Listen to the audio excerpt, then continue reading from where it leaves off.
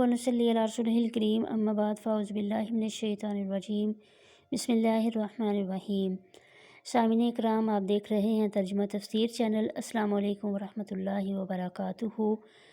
آج ہم اپنا سبق پڑھیں گے سورۃ بقرہ کی آیت نمبر 40 سے۔ بسم اللہ الرحمن الرحیم۔ یا بنی اسرائیل اذکروا نعمتی التی، یا بنی، اے بنی اسرائیل، اذکروا یاد کرو، نعمتی میری نعمتوں کو، التی انعمت جو میں نے کی، علیکم تم پر۔ اے بنی اسرائیل میری وہ نعمتیں یاد کرو جو میں نے تم پر کی۔ وَأَوْفُوا بِعَہْدِی اور میرا وعدہ پورا کرو، اوفی بعہدکم میں پورا کروں گا تمہارا وعدہ، تمہارا عہد۔ وَإِیَّایَ فَارْہَبُونَ اور مجھ سے ہی ڈرتے رہو۔ یہاں پہ سبق جو ہے وہ ابتدا جس چیز سے جو ہے وہ جس آیت سے ہوا ہے، آیت مبارکہ میں ذکر ہے بنی اسرائیل کا۔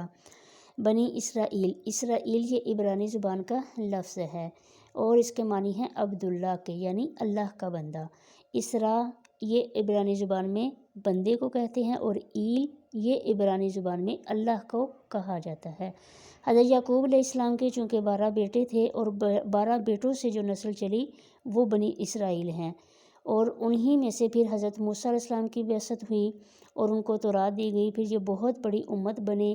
اور یہ بنی اسرائیل جو ہیں یہ ایسے لوگ ہیں کہ ان پر 4 ادوار جو ہیں وہ گزر چکے تھے جب قرآن پاک نازل ہوا، یعنی قرآن پاک کے نزول کے وقت ان پر 4 دور گزر چکے تھے۔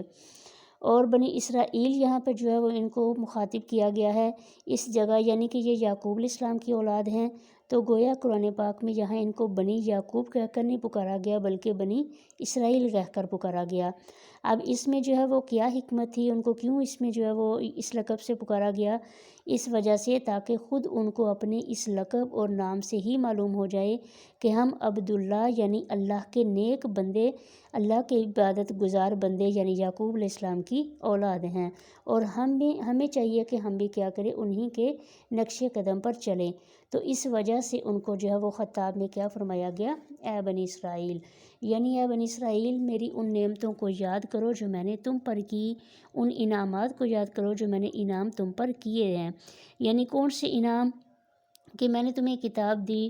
تمہیں جو ہے وہ شریعت دی، تم میں داؤد سلیمان علیہ السلام جیسے بادشاہ بھیجے کہ جو بادشاہ بھی تھے اور وہ نبی بھی تھے، کہ تم میرے عہد کو پورا کرو تو میں بھی تمہارا عہد پورا کروں گا۔ وَأَوْفُ بِعَہْدِی اور میں تمہارا وعدہ پورا کروں گا، یعنی جو میں نے وعدہ تم سے کیا ہے وہ میں پورا کروں گا میرے عہد کو۔ اب اس سے کیا مراد ہے کہ میرے نبی پر ایمان لاؤ، یعنی ان کو کہا جا رہا ہے کہ تم میرے وعدے کو پورا کرو، یعنی جو تم لوگوں سے کہا گیا ہے کہ اللہ کے نبی صلی اللہ علیہ وسلم پر ایمان لاؤ، اور اس کا ذکر سارا کے سارا جو ہے وہ تمہاری پہلے کتابوں میں آ چکا ہے کہ اللہ کے آخری نبی آئیں گے تو ان پر ایمان لانا ہوگا۔ تو اسی چیز کو یہاں پہ دہرایا جا رہا ہے کہ تم کیا کرو، میرے نبی پہ ایمان لاؤ تو میرے انعام و اکرام اور زیادہ ہو جائیں گے، میں اپنا عہد پورا کروں گا، مطلب میں عہد پورا کروں گا میں تمہارا عہد پورا کروں گا جو میں نے تم سے کیا ہے۔ وہ کون سا ہے؟ کہ جب تم ایمان لاؤ گے اس صورت میں تمہیں دنیاوی بھی فائدہ جو ہے وہ ہوگا، اور تمہاری مغفرت ہوگی، بخشش ہوگی جنت کی صورت میں، اور کسی سے بھی ڈرنے کی ضرورت نہیں ہے۔ تم کیا کرو، صرف اور صرف مجھ سے ہی ڈرو۔ وَآمِنُوا اور ایمان لاؤ، بما اس پر، انزلت جو میں نے نازل کی، مصدقاً لما معکم اور ایمان لاؤ اس پر جو میں نے نازل کی، مصدقاً وہ تصدیق کرتی ہے، تصدیق کرنے والی ہے،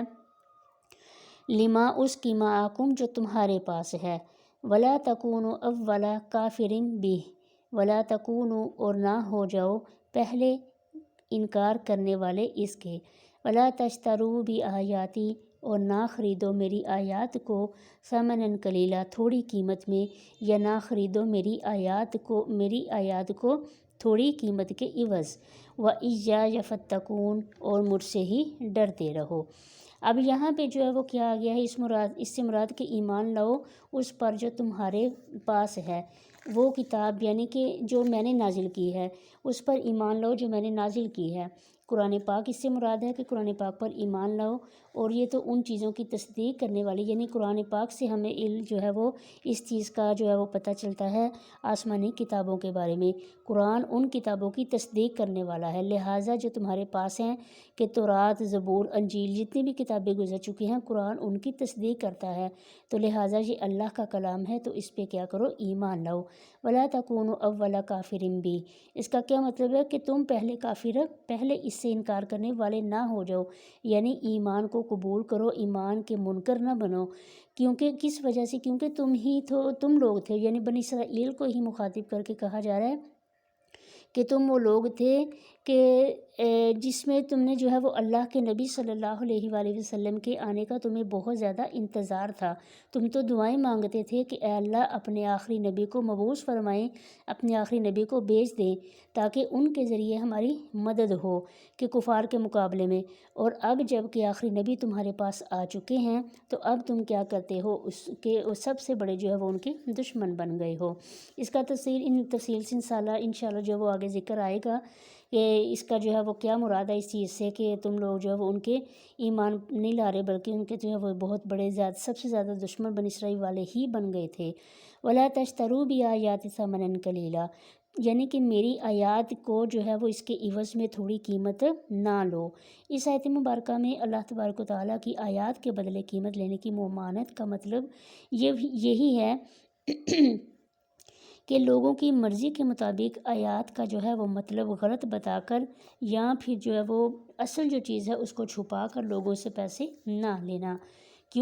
کیونکہ تم لوگ جو ہے وہ اس طرح اگر کرو گے تو ظاہر ہے کہ یہ تو سراسر گناہ ہے، کیونکہ اللہ تعالیٰ نے قرآن پاک نازل کیا ہے تو اس میں کسی قسم کی کوئی تبدیلی بھی نہیں ہو سکتی، کسی قسم کا کوئی شک و شبہ کی گنجائش نہیں، یہ کلام الہی ہے۔ تو اس وجہ سے اگر تم ایسا کرو گے کہ اگر کسی کو تم اس کے بارے میں آیات کا مطلب ان کے مطابق بتاؤ گے جو لوگوں کی مرضی ہے تو اس میں تم پھر کیا ہو جاؤ گے، گناہ گار ہو گے۔ وَلَا تَلْبِسُوا الْحَقَّ بِالْبَاطِلِ، اور نہ ملاؤ حق کو باطل کے ساتھ۔ وَتَكْتُمُوا الْحَقَّ، اور تم چھپاتے ہو، وَتَكْتُمُوا الْحَقَّ، اور تم چھپاتے ہو حق، وَأَنْتُمْ تَعْلَمُونَ، اور تم لوگ جانتے ہو۔ یعنی اس میں بھی یہود کو ہی کہا جا رہا ہے۔ اب یہاں پہ سارا جو ہے وہ مخاطب اس میں یہود ہی ہیں، یعنی بنی اسرائیل کو ہی مخاطب کیا جا رہا ہے کہ تم جان بوجھ کر حق اور باطل، سچ اور جھوٹ کو نہ ملاؤ، اور تم جانتے ہو، مطلب کیا جانتے ہو کہ قرآن پاک ہی ہے کہ جو کیا ہے، حق ہے، اللہ کی طرف سے نازل کردہ کتاب ہے، اللہ کی طرف سے نازل کردہ کتاب ہے، اللہ کے آخری نبی صلی اللہ علیہ وآلہ وسلم پر نازل ہوئی ہے، اللہ کے نبی بھی سچے ہیں اور یہ کتاب جو نازل کی گئی ہے یہ بھی سچ ہے۔ ان ساری چیزوں کو تم جانتے ہو، اور جانتے بوجھتے ہوئے بھی تم لوگ کیا کرتے ہو، حق کو باطل کے ساتھ ملا دیتے ہو، اور جو اصل چیز ہوتی ہے، جو حق ہوتا ہے، جو سچ ہوتا ہے، اس کو تم چھپاتے ہو، صرف اور صرف اپنے فائدے کے لیے، دنیاوی فائدے کے لیے۔ وَأَقِيمُوا الصَّلَاةَ وَآتُوا الزَّكَاةَ، وَأَقِيمُوا الصَّلَاةَ، اور قائم کرو نماز، وَآتُوا الزَّكَاةَ، اور ادا کرو زکوٰۃ یا دیتے رہو زکوٰۃ، وَارْكَعُوا مَعَ الرَّاكِعِينَ، اور رکوع کرو رکوع کرنے والوں کے ساتھ۔ اب یہاں پر بنی اسرائیل سے کیا کہا جا رہا ہے کہ تم لوگ نماز قائم کرو، اور تاکید کے ساتھ آ رہا ہے کہ تاکید کے ساتھ کہا جا رہا ہے رکوع کرو رکوع کرنے والوں کے ساتھ۔ تو اس آیت کا مطلب یہ ہے کہ بنی اسرائیل جو تھے ان لوگوں نے اپنے جو ہے وہ باجماعت نماز ادا کرنا چھوڑ دیا تھا اس چیز کو، تو یہاں پر ان کو اس چیز کا جو ہے وہ کہا جا رہا ہے کہ تم رکوع کرو رکوع کرنے والوں کے ساتھ۔ دوسری وجہ یہ تھی کہ وہ صرف اور صرف نماز جو ہے وہ کیا، جب نماز پڑھتے تھے تو اس میں ان لوگوں نے رکوع کرنا بالکل ختم کر دیا تھا، رکوع کو ترک کر دیا تھا، تو ان کو اس چیز کی ترغیب دی جا رہی ہے کہ تم کیا کرو، نماز پڑھو اور اس کو جو ہے وہ کیا کرو، رکوع کرو، جھکو، یعنی کہ عاجزی اختیار کرو۔ آتَأْمُرُونَ، کیا تم حکم دیتے ہو، الناس، لوگوں کو، بالبر، نیکی کا، وتنسون انفسکم، اور تم بھول جاتے ہو خود کو، وانتم تتلون الکتاب، اور تم پڑھتے ہو کتاب، افلا تعقلون، پس کیوں نہیں تم عقل رکھتے، کیوں نہیں تم سمجھتے۔ اس آیت مبارکہ میں علماء یہود کو مخاطب کر کے کہا جا رہا ہے، ان کو ملامت کیا جا رہا ہے۔ وہ لوگ ایسے تھے کہ وہ اپنے رشتہ داروں، اپنے دوستوں، سب کو کہتے تھے اور ان کو تلقین کیا کرتے تھے کہ تم محمد صلی اللہ علیہ وسلم کی پیروی کرتے رہو، اور وہ کیا کرو، خود بھی اس دین اسلام کو حق سمجھتے تھے وہ لوگ، یعنی وہ حق سمجھتے بھی تھے اللہ کے نبی صلی اللہ علیہ وسلم کو، اور اپنے رشتہ داروں سے کہتے تھے کہ تم محمد کی پیروی کرتے رہو، ان کے دین اسلام کو قبول کرو، کیونکہ وہ لوگ جو ہیں وہ سچ ہیں، محمد صلی اللہ علیہ وسلم بھی سچے ہیں، جو ایمان جو اسلام لے کر آئے ہیں، جو مذہب ہے وہ بھی سچا ہے۔ یہ لوگ ان کو جو علماء کے یہودیوں کے جو علماء تھے لوگ، یہ خود تو جو ہے وہ اس پر عمل نہیں کرتے تھے، لیکن وہ دوسروں کو حکم کرتے تھے، خود نفسانی خواہشات سے وہ اتنے مغلوب تھے کہ اسلام قبول کرنے کے لیے تیار نہ تھے۔ تو معنی کے اعتبار سے ہر اس انسان کو مذمت کیا جا رہا ہے کہ جو دوسروں کو تو نیکی کی اور بھلائی کی ترغیب دیتا ہے مگر خود اس پہ عمل نہیں کرتا، دوسروں کو تو اللہ سے ڈراتے ہیں مگر خود نہیں ڈرتے۔ تو اس کا مطلب یہی ہے کہ یہ جو خود عمل نہیں کرتا، یعنی اس کا ہم یہ مطلب نہیں لیں گے کہ ایک انسان ہے جو کہ واعظ و نصیحت کرنے والا ہے، اب اگر جو ہے وہ خود اس پر عمل نہیں کر رہا تو وہ دوسروں کو بھی جو ہے وہ واعظ و نصیحت نہیں کر سکتا، بلکہ مطلب یہ ہے کہ جو واعظ کرنے والا ہوتا ہے، واعظ ہوتا ہے، اس کو جو ہے وہ بے عمل نہیں ہونا چاہیے۔ وَاسْتَعِینُوا بِالصَّبْرِ وَالصَّلَاةِ، اور مدد طلب کرو صبر کے ساتھ، وَالصَّلَاةِ اور نماز کے ساتھ، وَإِنَّهَا لَكَبِیرَةٌ اور بے شک یہ البتہ بہت بھاری ہے، دشوار ہے، الا مگر علی الخاشعین مگر خشوع کرنے والوں پر،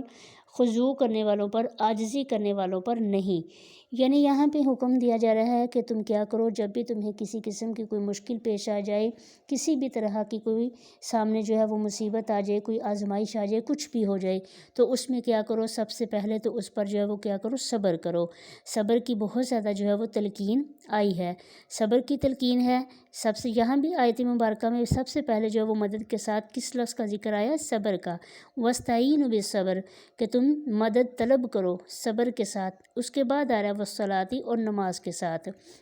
یعنی اللہ کے سامنے کیا کرو، جھک جاؤ، اپنی جو ہے وہ پریشانی کو، جو بھی کوئی معاملہ ہے اس کو کیا کرو، تم اللہ کے سامنے رکھو کہ اللہ مجھے یہ فلاں مشکل پیش آ گئی ہے، یعنی اس پہ صبر کر رہا ہوں، میں تجھ سے مدد مانگ رہا ہوں، اس سے نماز پڑھو اور اس میں اللہ کی طرف رجوع کرو، نماز کا جو مطلب آ رہا ہے یہاں پہ، اور آگے جو ہے وہ جملے میں کیا آ رہا ہے، وَإِنَّهَا لَكَبِیرَةٌ بے شک یہ جو نماز ہے یہ بہت بھاری محسوس ہوتی ہے، مطلب یہ چند لوگ ایسے ہیں کہ جن کو نماز پڑھنا بہت مشکل لگتا ہے، لیکن ساتھ آ گیا اللہ استثناء کے ساتھ آ گیا، یعنی کہ یہ نماز بھاری تو ہے لیکن جو اللہ کی طرف عاجزی رکھنے والے، جو اللہ کے عاجز بندے ہیں، اللہ کی طرف خشوع و خضوع رکھنے والے ہیں، عاجزی اختیار کرنے والے ہیں، ان پر ہرگز کسی بھی طرح جو ہے یہ کیا ہے، نماز بھاری نہیں ہے، بلکہ ایسے لوگوں کو تو نماز پڑھنے میں، اللہ کے سامنے جھک جانے میں سکون ملتا ہے۔ الذین یظنون انہم ملاقو، الذین وہ لوگ، یظنون جو گمان کرتے ہیں، انہم ملاقو بے شک ان کو اپنے رب کے سامنے پیش ہونا ہے، ملاقو ملاقات کرنی ہے، آمنے سامنے ہونا ہے، کن کے سامنے ہونا ہے، ربہم اپنے رب کے سامنے، وَأَنَّهُمْ إِلَيْهِ راجعون اور بے شک وہ اس کی طرف لوٹائے جائیں گے، یا بے شک وہ اس کی طرف لوٹ کر جانے والے ہیں۔ اب یہاں بھی اسی چیز کا ذکر آ گیا کہ وہ لوگ جو گمان کرتے ہیں، یعنی کہ وہ لوگ اس چیز کو سمجھتے ہیں، وہ جانتے ہیں اس چیز کو۔ اب پچھلی آیت میں جس چیز کا ذکر آ گیا تھا کہ مدد طلب کرو کس کے ساتھ، صبر اور نماز کے ساتھ، اور نماز کے ساتھ جو ہے وہ کیا کرو، عاجزی کرنے والے جو لوگ ہیں ان کے لیے نماز پڑھنا کوئی مشکل نہیں ہے، تو یہاں بھی جو ہے وہ ذکر پچھلی آیت میں تھا، تو اس کا مطلب یہ ہے کہ صبر اور نماز پر صرف وہی افراد عمل پیرا ہو سکتے ہیں جو لوگ کیا ہیں، عاجزی اور انکساری کرنے والے ہوں۔ کیوں عاجزی کرنے والے ہیں وہ لوگ؟ اس لیے کہ وہ یقین رکھتے ہیں اس بات کا کہ انہیں اپنے رب کے سامنے پیش ہونا ہے، اور ان کے اعمال اللہ کے سامنے پیش ہونے ہیں، اور ان کا حساب ان لوگوں کو دیا جائے گا، یعنی اللہ کے سامنے ان کے اعمال بھی پیش کرنے ہیں اور ہونے ہیں، اور ان لوگوں نے خود بھی اللہ کی طرف لوٹنا ہے، تو وہ اپنے اعمال پر اپنی جو ہے وہ اگلی زندگی کی تیاری کے لیے کیا کرتے ہیں، اللہ کے سامنے خشوع و خضوع اختیار کرتے ہیں، نماز کی پابندی کرتے ہیں۔ سامعین کرام، یہ آج کا ہمارا سبق مکمل ہوا، اور اس سبق کے ساتھ جو ہے وہ آج یہاں پر بنی اسرائیل کا جو ہمارے اس سبق کی ابتدا ہوگی ہے، بنی اسرائیل کی آگے بھی بہت زیادہ جو ہے وہ ان کی آیات میں ذکر آئے گا، تو آگے ان کا ذکر اور بنی اسرائیل کے ساتھ کافی زیادہ قرآن پاک میں ان کا ذکر آیا ہے۔ اگلی آیات میں انشاءاللہ ہم مزید جو ہے وہ ان کے متعلق جانیں گے، بنی اسرائیل کے متعلق، اور اس کے ساتھ ہمارا آج کا یہ سبق مکمل ہوا۔ صدق اللہ العظیم وما علینا الا البلاغ المبین۔ السلام علیکم ورحمۃ اللہ وبرکاتہ۔